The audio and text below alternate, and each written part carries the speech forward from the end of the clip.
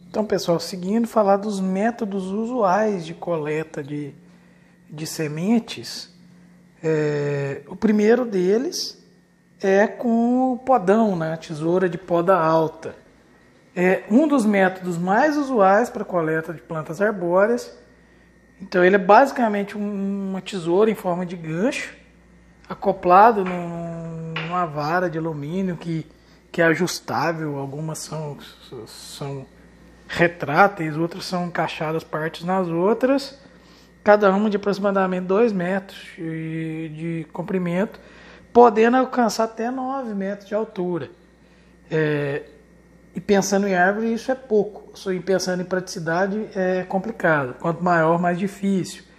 Então ela se dá puxando a cordinha e cortando com a tesoura, né, retirando a semente. O custo é baixo, fácil o transporte, porque você transporta isso desencaixado e tal. Não necessita de treinamento especial. Outra coisa é a soma disso. Por exemplo, eu posso usar o podão somado, por exemplo, com escada ou com rapel, que o podão é a primeira ferramenta, mas ele pode ser utilizado junto com outras técnicas. Então, a desvantagem é o alcance limitado, e equipamento de boa qualidade é difícil de achar. Então aqui um exemplo do podão, né? Escalada é uma técnica que pode ser suplementar ao podão. É um método de coleta não danoso ao tronco, que consiste na utilização de equipamentos de alpinismo para subir. Os equipamentos necessários então, são cadeira de segurança, corda, roldana, travas, equipamentos de rapel mesmo. Vantagem: facilidade de transitar de um indivíduo arbóreo para outro próximo, tornando a coleta mais rápida. Então você tem um pouco mais de segurança ali em cima e consegue se locomover mais rapidamente. Porém, o custo é mais alto, tem que ter treinamento, e o tamanho e porte dos indivíduos são fatores limitantes, podendo ter lentidão de coleta. Por quê? Porque até montar todo o equipamento para começar é demorado. Então é um tratamento caro e moroso, utilizado somente em algumas situações. Esporão é um equipamento que consiste em espora mesmo, presa no calçado, que se fixa ao tronco. Então você vai dando esporada no tronco e subindo, e aí você tem um cinto de segurança, que acaba que se você escorregar, você joga o corpo para trás, ele trava, né? É rápido, custo relativamente baixo, fácil locomoção, né? Porém, tem que ter um treinamento, porque é arriscado. O porte das árvores, principalmente a quantidade de galhos, pode complicar, principalmente por causa do cinto, né? Aí talvez usar 2 cintos, aí você afivela um para cima do galho e solta de baixo, né? Algumas espécies são sensíveis aos danos provocados, porque cada pisada é uma pregada na casca, né? E pode ser fonte de doença. Então é basicamente uma espora que você vai subir na árvore. Escada. Então levar uma escada de alumínio também é uma opção. E aí diferentes tipos de escada de alumínio podem ser encontrados no mercado. 2, 3 metros, articulados ou não, colocadas paralelas ao tronco para alcançar as partes mais altas. Ainda pode contar com o auxílio do podão, o rapel também, né? Custo relativamente baixo, não precisa de muito treinamento, e o equipamento é relativamente leve. porém um pouco desajeitado porque é muito comprido, para você levar dentro de uma mata, uma floresta mata fechada pode ser complicado.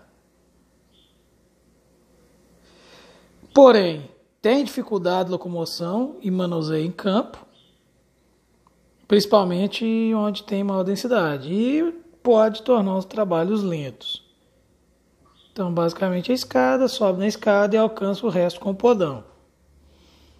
Um método que não é utilizado muito no Brasil, mas utilizado lá fora, devido à altura das árvores, é a coleta com auxílio de bala, né, espingarda.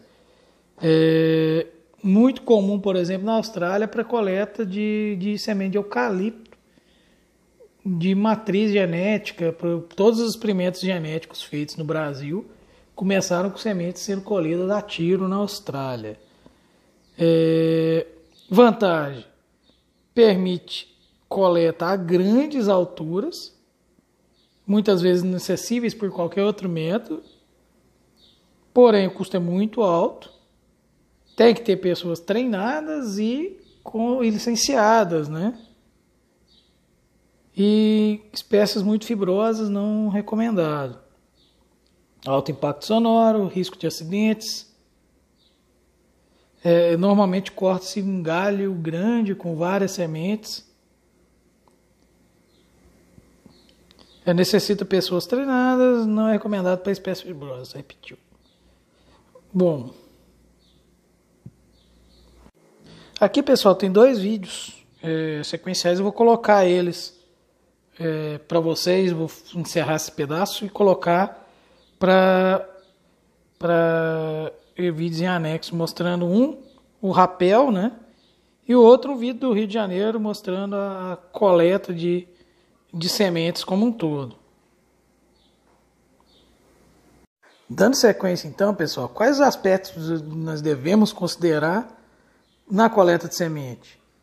Então, primeiro, duração ou período de frutificação de cada espécie, número de ocasiões que sementes são produzidas no ciclo da vida, porque algumas espécies nem produzem semente todo ano, e intervalo entre esses eventos, anual, bianual, etc. Isso tem que ser levado em conta. É interessante fazer uma planilha com a espécie, localização, então já referenciar época de frutificação para poder fazer planos de coleta de semente, né? Quantas matrizes coletarem? Então, depende. Se a finalidade é produção, seleciona-se as matrizes com melhor fuste, forma, para introduzir em testes de melhoramento, criar pomar de sementes e fazer o melhoramento. Ou simplesmente para levar para campo, mas você está levando, garantindo que pelo menos a mãe seja uma árvore com características desejáveis, né? Isso não garante muita coisa, mas já garante alguma coisa. Para a produção, então eu já escolho matrizes do meu agrado. Para restauração, colhe-se pelo menos 30 matrizes,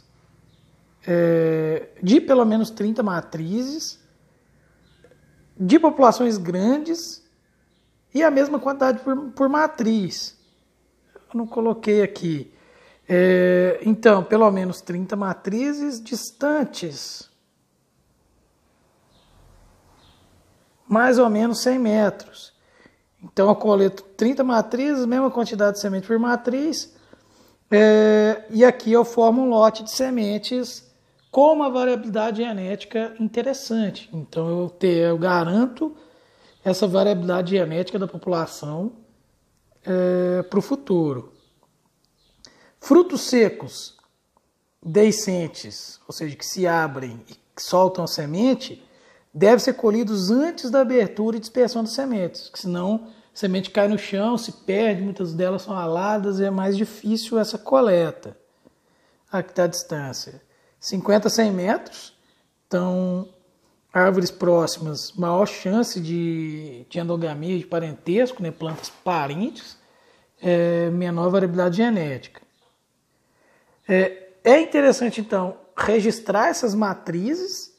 Então, o registro de matriz eu tenho um mapa então da região. Aqui mostrando um pouco de um vídeo, eu vou colocar como anexo também, mas esse não é tão essencial. Deixa eu fazer o desenho aqui só mostrando. Então, como funcionaria? Então, tem uma área, tipo, um município X, sede do município, e tenho diversos fragmentos. Eu vou criar uma lista das minhas espécies, espécie 1, e vou marcar uma coordenada geográfica de onde elas estão. Então, a espécie 1 vou ter, por exemplo, nesses 3 fragmentos, algumas matrizes, nesses outros 2 não. Vou colocar quando ela vai. Aí eu vou em campo, marco essa matriz, eu posso marcar ela com uma plaquinha, então eu pego uma plaquinha de alumínio demarcado aqui, escrevo o nome da matriz e etc. E prego na planta, ou coloco isso amarrado também. O prego, dependendo da espécie, tende a ficar mais tempo. E aí eu consigo, por exemplo, filtrar mês de janeiro. Quais espécies eu vou ter dispersando no mês de janeiro.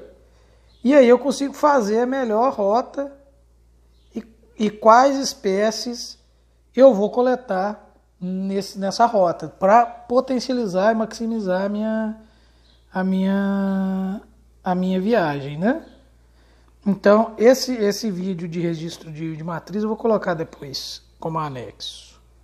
Bom, coletada a semente, eu crio uma ficha com lote, coordenadas, rota da coleta, espécie coletada no saco, né? Eu coleto isso e coleto o fruto com semente todo, coloco, por exemplo, em sacos de lixo para depois beneficiar. Número de matrizes coletadas, data, nome do coletor, peso coletado, se foi fruto ou semente, se foi no chão ou na árvore. Para quê? Para quando chegar no beneficiamento eu tenho resposta disso.